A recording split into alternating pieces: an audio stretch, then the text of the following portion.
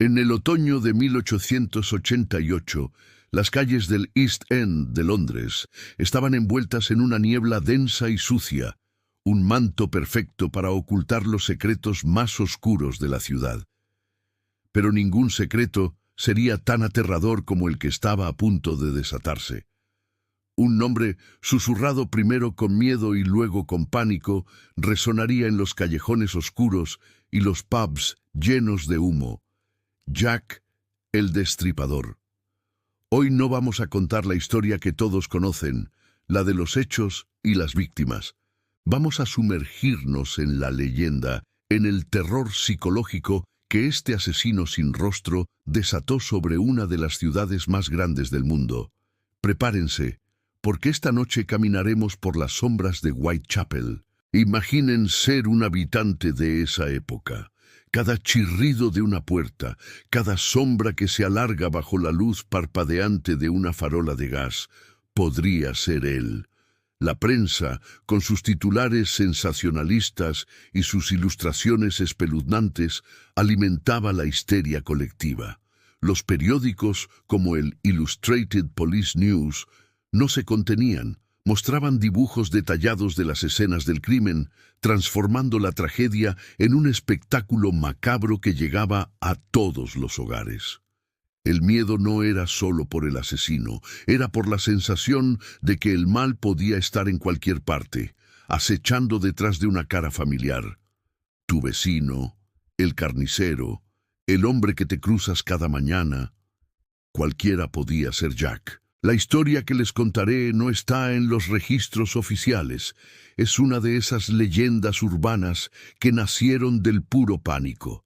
Se cuenta que una joven costurera llamada Eleanor trabajaba hasta altas horas de la noche en un pequeño taller cerca de Mitre Square. Una noche, mientras terminaba un encargo urgente, escuchó pasos en el callejón de abajo. No era raro, pero estos pasos eran diferentes, lentos, metódicos, deliberados, como si quien caminara estuviera midiendo cada movimiento. El corazón de Eleanor empezó a latir con fuerza.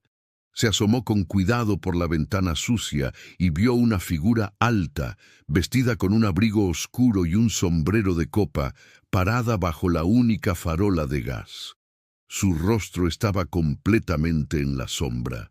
La figura no se movía, simplemente estaba allí, mirando hacia la nada, o eso parecía. De repente, el hombre levantó la cabeza lentamente, como si supiera que Eleanor lo estaba observando. Aunque no podía ver sus ojos, sintió una mirada helada que le atravesó el alma. El pánico se apoderó de ella. Rápidamente se apartó de la ventana, apagó su lámpara de aceite y se escondió debajo de su mesa de trabajo, rezando para que la figura no la hubiera visto. El silencio que siguió fue más aterrador que cualquier grito. Pasaron minutos que parecieron horas.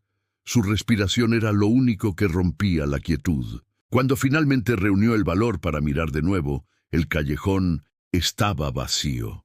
La figura se había ido. Un suspiro de alivio escapó de sus labios, pero la sensación de terror no la abandonó. Al día siguiente, la noticia se extendió como la pólvora. Catherine Eddowes había sido asesinada en Mitre Square, a pocos metros de su taller, casi a la misma hora en que ella vio a la misteriosa figura. Eleanor nunca supo si el hombre que vio era Jack el Destripador, pero vivió el resto de su vida convencida de que por un instante había cruzado su mirada con la encarnación del mal. Esta historia, real o no, captura la esencia del terror de Jack. No era solo el acto físico, era la omnipresencia, la sensación de ser observado por un fantasma de carne y hueso. La policía de la época, la Scotland Yard, estaba completamente desbordada. Imaginen la presión. Tenían a toda una ciudad exigiendo respuestas, pero se enfrentaban a un enemigo que no dejaba pistas, que se movía como una aparición y desaparecía en la niebla. Se entrevistaron a miles de personas, se investigaron cientos de pistas, pero Jack parecía siempre estar un paso por delante. Fue uno de los primeros casos en los que se utilizó el perfil criminal, intentando entender la mente del asesino. Era un médico con conocimientos de anatomía, un carnicero, un loco. Cada teoría solo añadía más capas al mito. Y luego estaban las cartas. La famosa carta desde el infierno, que llegó junto a un trozo de riñón humano, supuestamente de una de las víctimas.